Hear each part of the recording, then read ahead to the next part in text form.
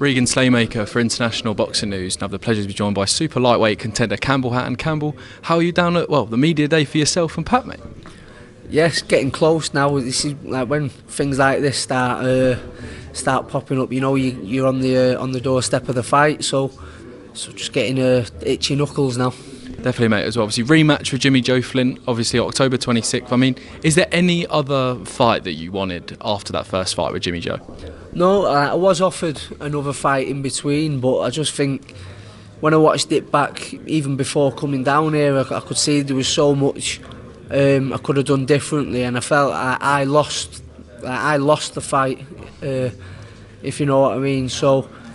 And then I've come down here, we've watched it back, and there's absolutely loads that I was doing wrong, and I take a lot of confidence from it because I'm going in there now with a proper plan and way we're going to approach it, and I just can't wait. Definitely. Would you say, from what you said there, it was more kind of what you didn't do as opposed to what Jimmy Joe did do it on the night? Yeah. It's don't get me wrong, he boxed well, as best he's ever boxed in his career, and I'm expecting him to be at his best again in 3 weeks. But it's I just think there was a lot of mistakes I made that let the fight slip away from me. Mainly the pacing of it. I think because I had success earlier, I thought, get him out of here, and then I put all my energy into trying to finish him off when he was still fresh and weren't ready to go. So then he took over then. So just little novice mistakes really, but I've got the benefit of doing a 10 rounder at a really good pace. And I've done that before. I've done that now. That was my first one, and a lot of big changes we've made down here as well. I just think I'm going to win and win in style. Definitely, mate. We'll jump straight into that. Obviously, teaming up with Barry and Ben down here. I mean, obviously, a bit of a move for you. Obviously, coming down to Harlow. But kind of, how was the transitional period been teaming up with Barry? Yeah, do you know what? I fit right in.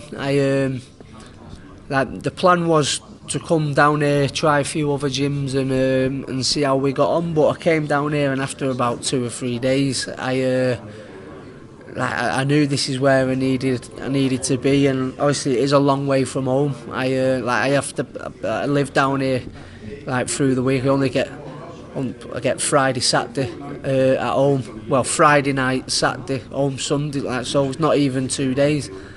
But you've just got to make it work. You know what I mean? It's a short career, and I want to give myself the best chance at it. So I've come here, left my friends, my family, left my little girls at home, and it's tough, but it's worth it because I can feel myself improving every week.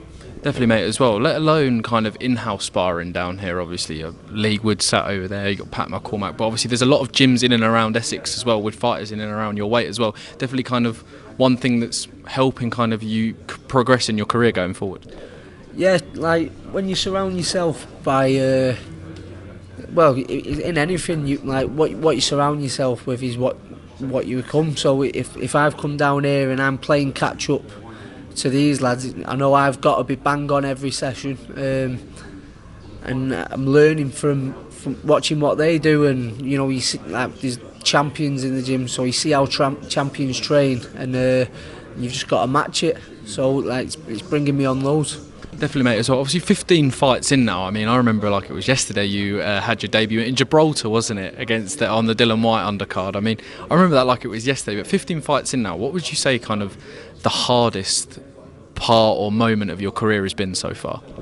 Yeah, obviously the hardest fight was definitely the last one, but I think the hardest period of my career was turning pro, because I don't think I'd really learned how to deal with.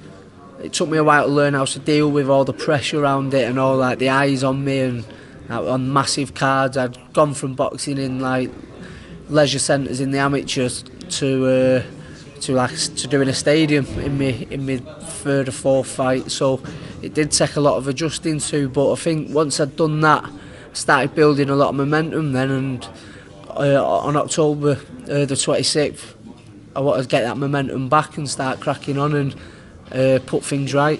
Definitely, obviously, there was a lot of emphasis, obviously, your dad being, obviously, Ricky Hatton, but turning over pro. A lot of emphasis was kind of made as this is Ricky's son turning over. But now, obviously, after that last fight where you impressed a lot of people, probably even in loss, you impressed probably more people with that fight than your maybe 13 previous. Kind of, do you think now people are now getting excited to watch you box that aside from you being kind of Ricky's son? Yeah, because I think it was an entertaining fight for people, and I've shown people that I've got that heart, the toughness that I think people were questioning. I think because people think I've had an easy route into boxing, which I have had big opportunities, but I think people probably said, "Oh, he won't have the same grit," but I proved to everyone that I do. So like they're the positives you can take from last time, but it was a weird one because I've had some stick in my career from the start, but I turned my phone on the day after my last fight and I thought I'm going to get some shit here, and then it was just everyone saying, "Oh, fair play" and all this. So I thought I should have done this ages ago, but no, like as much as there's positives you can take from it, like we don't go in there for second prizes, and I'm just excited to get in there and put it right because I know I will. Definitely, mate. We look forward to seeing it as well. And one thing I always find hilarious is the people giving you guys criticism aren't the ones taking punches as their job, which is a bit crazy. But final one from me, Campbell. I mean, I think you might give a different answer to this. We ask everyone who comes on the channel this. When all's said and done, what does boxing mean to you? Means everything, mate. It's especially now. Like, I'm down here and like I'm in the boxing gym. I'm going back to the house, staying with the boxers. Like we're talking about boxing, we're watching boxing. There's nothing else going on with me at the minute. Like I must go back to my mates sometimes, and they think Campbell's a fucking boring bastard now. But no, it's just boxing. Definitely, mate. And actually, I lied. Final one. What is your favourite Oasis song? Round Our Way.